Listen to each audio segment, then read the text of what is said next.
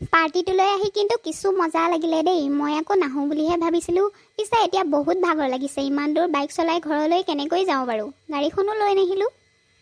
অঁ, এইটো দেখোন আমাৰ ৰমেনৰ ল'ৰা। ই ইয়াত কি কৰি আছে? ইমান ৰাতি হ'ল এতিয়াও ঘৰলৈ যোৱা নাই যে? না কিবা অসুবিধা হৈছে? অঁ, আণ্টি আপুনিহে। মই আকৌ বেলেগ কোনোবা বুলিহে ভাবিছিলোঁ। পিছে পাৰ্টিটো কিন্তু মজা লাগিলে দেই। মই এতিয়া গৈ থাকোঁ। এই নালাগে দিয়া, ইমান ৰাতি হ'ল। আজি তুমি আমাৰ ঘৰতে শুই থাকা। আমাৰ লুলুৰ লগতে তুমি শুব পাৰিবা। হেৰি নহয়, মই তোমাৰ দেউতালৈকে ফোন এটা কৰি দিম, কাইলৈ ৰাতিপুৱাই গুচি যাবা। ঠিক আছে আণ্টি, মোৰ ভাগৰো লাগিছে আৰু আপুনি কৈছে যেতিয়া ইয়াতে শুইয়ে থাকোঁ। নালাগে, মই বাৰু লুলুৰ লগত নুশুওঁ। বেলেগ ৰুম আছে যদি তাতে শুম।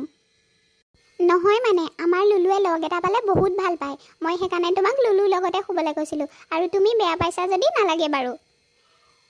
নহয় মানে আণ্টি, মই লগত শুই ভাল নাপাওঁ। সেইকাৰণে ভাবিছোঁ মই অকলেই শুম। মোৰ লুলুৰ লগত শুই ভাল নালাগিব। দাদা গুড মৰ্ণিং। আপুনি কেতিয়াবা উঠিলে নেকি? আপুনি বহকচোন দেই, তেতিয়াহ'লে মই আপোনাৰ বাবে চাহ বনাই আনো। তুমি চাহ বনাব নালাগে নেকি? মই মানে সোনকালে ঘৰলৈ যাম বুলি ভাবিছোঁ। বহুত কাম আছে। পিছে তুমি কোননো? অ'হ' দাদা, আপুনি মোক চিনি নাপায় নেকি? মই লুলু আকৌ। কালি মায়ে আপোনাক মোৰ ৰুমতে শুবলৈ কৈছিলে। আপুনিহে ক'লে মই লগত শুই বেয়া পাওঁ বুলি। সেই হৰি, বৰ বেয়া চান্স এটা হেৰুৱালোঁ দেখোন। মই আকৌ তুমি ল'ৰা বুলিহে ভাবিছিলোঁ। সেইকাৰণে নুশুওঁ বুলি ক'লোঁ। ইছ ৰাম, মোৰ কপাল নহয় আৰু দেই এইখন।